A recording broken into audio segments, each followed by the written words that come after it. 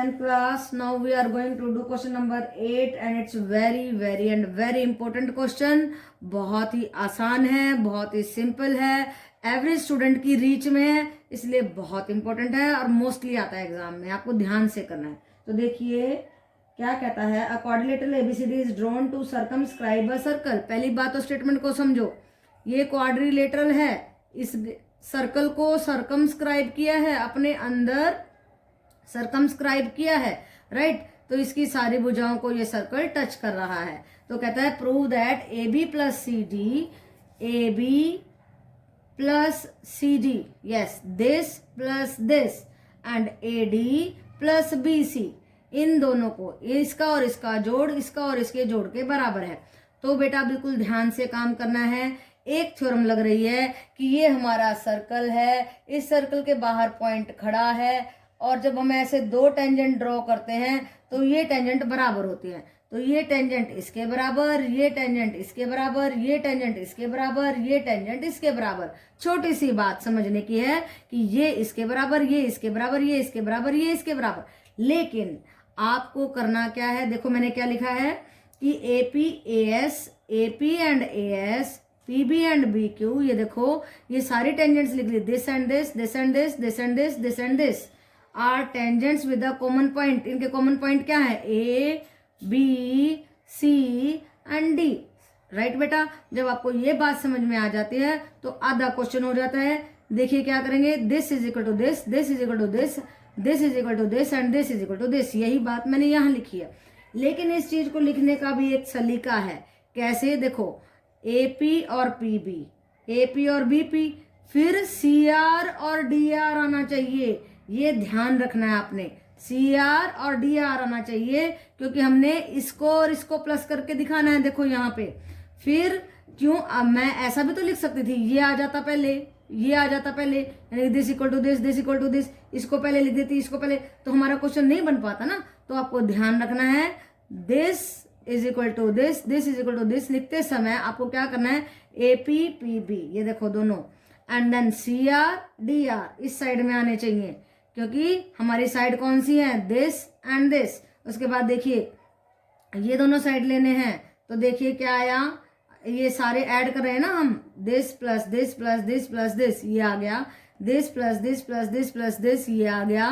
तो पेयरिंग हो जाएगी हमारे, दिस एंड दिस का पेयर AB बन गया है, एंड दिस का पेयर CD बन गया। देखो AP PB AB, CR and DR क्या बन गया, CD। तो यही तो ट्रिक थी ना।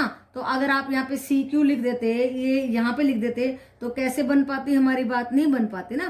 तो इस चीज का आपको ये पॉइंट टू रिमेंबर है, पॉइंट टू रिमेंबर, बिल्कुल ध्यान रखना है कि आपको ये वाले पॉइंट इधर रखने हैं। अब कभी CQ is equal to CR लिखेंगे, ये लिख देते तो नहीं होती ना पेयरिंग, राइट बेटा।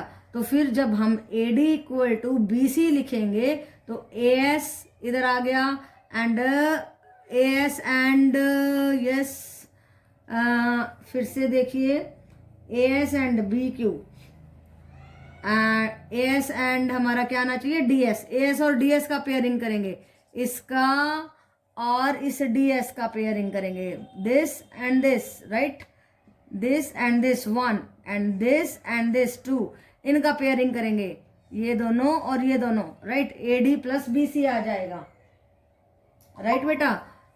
और जब ये आ जाएगा तो क्या आ गया, हमारा हो गया proof, AB plus CD is equal to AD plus, थोड़ा सा इनको आगे पीछे ऑर्डर करना है बस। ये देखो AS BQ CQ DS, AS और DS को मिलाएंगे जब हम, AS और DS, ये AS लिया, ये DS लिया, ये AS बैठा, ये DS बैठा, AD बन गया।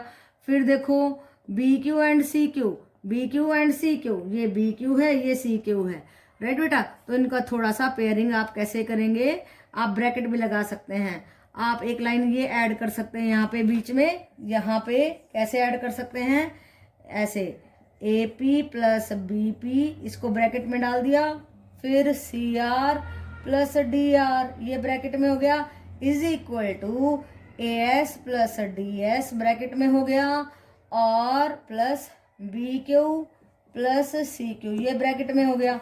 तो ये बन गया AB, ये बन गया CD, ये बन गया AD, और ये बन गया BC। एंड हमने प्रूव कर दिया जो हमसे पूछा गया था, राइट बेटा। तो ये बहुत ही आसान क्वेश्चन है, ज़्यादा मुश्किल नहीं है। एक हमारी थ्योरम लग रही है कि जो एक्सटर्नल पॉइंट P होता है वो इक्वल टेंजेंट्स, वहाँ से हम इक्वल टेंजेंट्स ड्रॉ करते हैं। तो यही रिजल्ट लगाते हुए, ऑर्डर का ध्यान में रखते हुए हम इस क्वेश्चन को बड़े आराम से कर सकते हैं। ओके बेटा। यस बेटा 10th class, now it is question number 9 और थोड़ा सा डिफिकल्ट है। ध्यान से समझेंगे तो आसान हो जाएगा, नहीं समझेंगे तो आप गोल गोल घूमते रह जाएंगे, आपको रास्ता नजर नहीं आएगा, राइट बेटा। तो क्या कहता है, in figure X Y and X dash Y dash are two parallel tangents. देखो X Y and X dash Y dash दो टेंजेंट हैं, ये पैरेलल हैं, ये सर्कल है विद सेंटर O है। तो देखो, और A भी एक टेंजेंट है जो इन एक्स वाई और एक्स डैश वाई को, एक्स डैश वाई डैश को और एक्स वाई को A B पॉइंट पे टच कर रहा है। तो आपको गिवन मालूम हो गया कि दोनों पैरेलल लाइंस हैं, A B एक टेंजेंट है और हमें प्रूव करना है कि AOB 90 डिग्री है, राइट बेटा। ये एंगल 90 डिग्री है। तो ये 90 कब प्रूव कर पाएंगे, जब इन दोनों का सम 90 होगा। तो इन दोनों का सम हमने लास्ट में फाइंड आउट किया है, कर रख दिया, ठीक है। तो ये मेन एम है कि इन दोनों को 90 लेके आना है। तो उसके लिए हमें क्या करना होगा, इन दोनों ट्रायंगल को कॉन्ग्रुएंट करो, इन दोनों को कॉन्ग्रुएंट करो, फिर धीरे धीरे स्टेप बाय स्टेप आपको समझना है कि हमें कैसे काम करना है। पहले कंस्ट्रक्शन कर दो, इसको ज्वाइन कर दो, इसको ज्वाइन कर दो, इसको ज्वाइन कर दो, ये मैंने लिख दिया। OD OE एंड OC को ज्वाइन कर दो। अब प्रूफ देखिए, पहली बात, इन दोनों ट्रायंगल को कॉन्ग्रुएंट करेंगे। देखो ये कॉमन हो गया, ये टेंजेंट एक पॉइंट से खींची गई इसलिए बराबर हो गई, ये दोनों रेडियस है इसलिए this triangle is congruent to this triangle, ये प्रूव कर दी हमने, राइट बेटा। उसके बाद क्या किया, देखो ये एंगल बराबर आ गए OBC एंड OBE, क्योंकि दोनों ट्रायंगल कॉन्ग्रुएंट की थी इसलिए दोनों एंगल बराबर आ गए, राइट बेटा। तो 2OBC को हम OBC प्लस OBC लिख सकते हैं।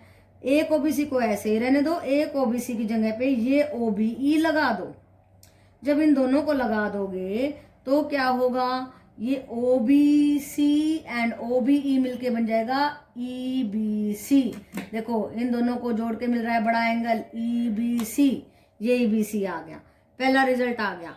ऐसे सिमिलरली हमने इन दोनों ट्रायंगल को कॉन्ग्रुएंट करना है, ठीक है। ये कॉमन हो जाएगी, ये रेडियस बन जाएगा और ये दोनों टेंजेंट्स की दूरी आपस में बराबर है इसलिए both the triangles are congruent, इसलिए this angle is equal to this angle, right बेटा। इसी का हम फायदा उठाएंगे, OAC एंड OAD बराबर आ गए।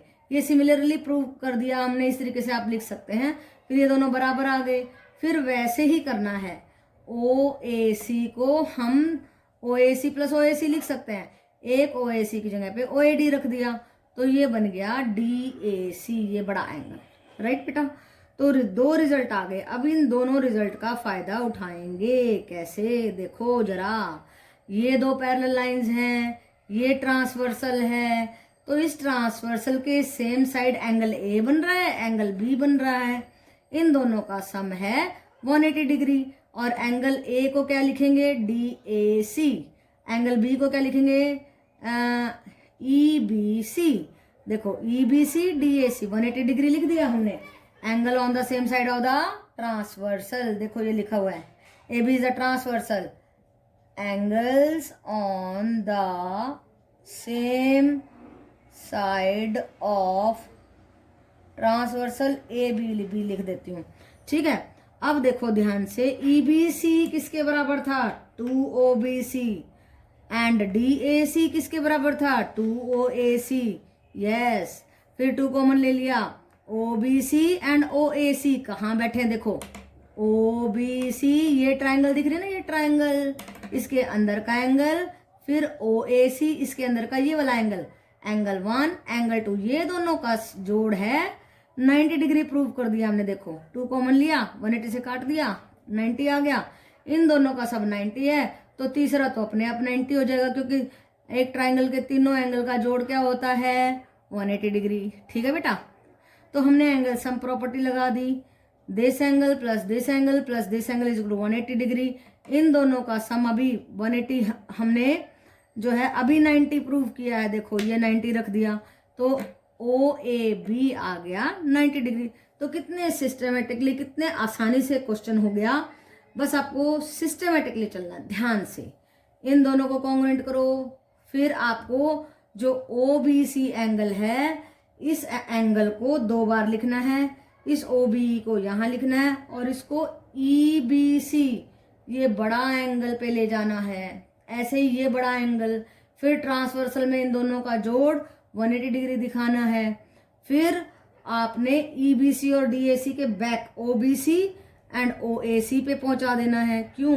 क्योंकि हमें एंगल A और एंगल B का सम 90 चाहिए, तभी तो हमारा ये तीसरा एंगल 90 निकल पाएगा ना।